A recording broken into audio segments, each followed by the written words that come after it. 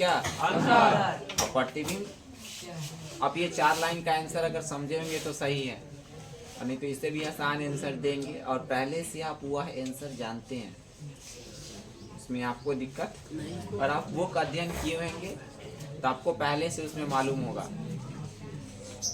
अगर मालूम ना भी हो तो आज का जो आपका क्लास है वो सबसे पहले समझेंगे क्या चीज मालूम है, प्रतिबिंब। और आपसे कोई पूछे प्रतिबिंब किसे कहते हैं, आप बिना बूझे समझे, बिना रटे और बिना अटके एक वर्ड में बोलेंगे।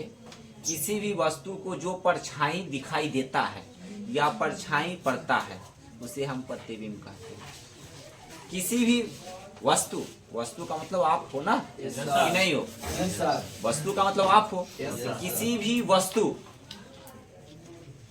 का प्रतिबिंब प्रकाश के द्वारा, किसके द्वारा, प्रकाश के द्वारा परछाई प्रतीत होता है, उसे हम क्या कहते हैं, क्लियर। इसमें डाउट है, इसमें किसी को डाउट है, पूरा क्लियर है। तो अब आप क्वेश्चन आता है प्रतिबिंब किसे कहते हैं। किसी वस्तु से आ रही प्रकाश की किरण दर्पण से परावर्तन के बाद, दर्पण से परावर्तन के बाद होने के बाद या परावर्तित किरण जिन बिंदु पर एक दूसरे को काटती है। कोई ऐसा व्यक्ति यहाँ पे ठहरा है, सूर्य प्रकाश आया तो सूर्य प्रकाश हम पर पड़ने के बाद परछाई पड़ेगा कि पहले परछाई पर पड़ेगा, पहले हम पर। हमसे काटते हुए यानी दर्पण से पार होते हुए उसका क्या बनेगा, परछाई, वो हमें दिखाई देगा। तो व्यक्ति अगर कहीं है तो वो समतल है। समतल का मतलब बराबर। आप अगर कोई फर्श छत है, क्या है, बराबर, उसको छोड़ दीजिए, ये बोर्ड है, ये क्या है, समतल है। समतल है या नहीं, चिकना पूरा है ना, यानी प्लेन जगह को बोलते हैं समतल। प्लेन जो चिकना जगह उसको हम क्या बोलते हैं, तो समतल से आपका आया, कोई दिक्कत नहीं। वस्तु आपके पास है, मैंने बोला वस्तु खड़ा है, कोई दिक्कत नहीं। और वस्तु से वो आते हुए आया और उसके बाद वो कट के जाता है, सीधा नहीं जाता है, कट के जाता है।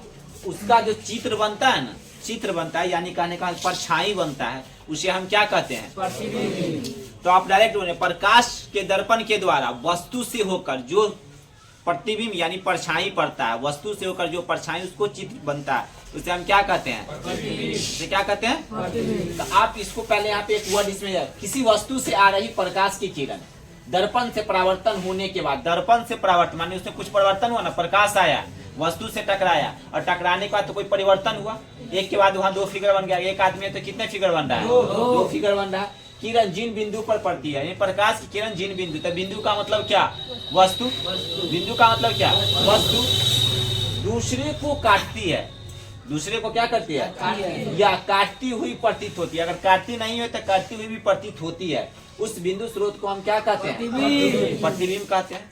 यानी इमेज, इंग्लिश में अगर उसको बोलेंगे तो क्या बोलेंगे, हर एक व्यक्ति को अपना इमेज पर पड़ता है, तो समझो उसका कुछ वैल्यू है, तो वही एक परछाई है।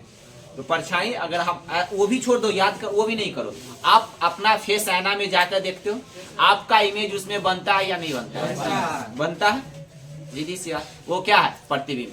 क्या है, अब प्रतिबिंब कितने प्रकार के होते हैं, वास्तविक और आभासी। इसमें कोई दिक्कत, आभासी को क्या कहते हैं, क्लियर, इसमें कोई डाउट। अब ये जगह क्या है, समतल है, क्या है, समतल। अब आपको क्या लिखाएंगे मालूम है, काल्पनिक आभासी में बताए थे। अब वास्तविक प्रतिबिंब कितने भाग में बांटा गया है, वास्तविक और आभासी प्रतिबिंब को दूसरा का क्या नाम है, काल्पनिक। वास्तविक प्रतिबिंब को पर्दे पर आसानी से प्राप्त किया जा सकता है, एक ही वर्ड में जानेंगे हमेशा। वास्तविक प्रतिबिंब को पर्दे पर हमेशा क्या किया जा सकता है, प्राप्त किया जा सकता है। वस्तु की अपेक्षा हमेशा यह उल्टा बनता है। वास्तविक प्रतिबिंब कैसा बनता है, उल्टा। एक ही वर्ड में जानेंगे, वास्तविक प्रतिबिंब हमेशा उल्टा बनता है और इसको पर्दे पर प्राप्त किया जा सकता है। अब यहाँ पे क्वेश्चन आता है फिर, आभासी या काल्पनिक प्रतिबिंब, आभासी या काल्पनिक प्रतिबिंब वस्तु की अपेक्षा हमेशा यह सीधा बनता है, या क्या बनता है, सीधा, पूरे सीधा बनता है और इसको पर्दे पर प्राप्त किया जा सकता नहीं है। इसको पर्दे पर प्राप्त किया नहीं जा सकता। और इसको पर्दे में प्राप्त किया यह हमेशा सीधा बनता है, यह हमेशा उल्टा बनता है। लेकिन ये दोनों स्रोत वस्तु के सामने आता है। जब प्रकाश की किरण आया, प्रकाश किसी बिंदु से यानी किसी एक स्रोत से सूर्य प्रकाश प्राप्त करता है और प्राप्त करने का वो परावर्तन के बाद ही मिलेगा, ऐसे नहीं मिलेगा। इसमें दो चीज याद रखना है हमेशा, वस्तु की अपेक्षा हमेशा सीधा प्रतिबिंब बनता है, कोई दिक्कत नहीं, इसको पर्दे में प्राप्त किया जा सकता नहीं, इसको पर्दे में प्राप्त किया जा सकता है। यह हमेशा कैसा बनता है, दो ऑब्जेक्ट इसमें भी आता है, ऑब्जेक्ट। अब प्रतिबिंब कितने भागों में बांटा गया है, तो एक वास्तविक एक आभासी। आभासी प्रतिबिंब का दूसरा का नाम क्या है।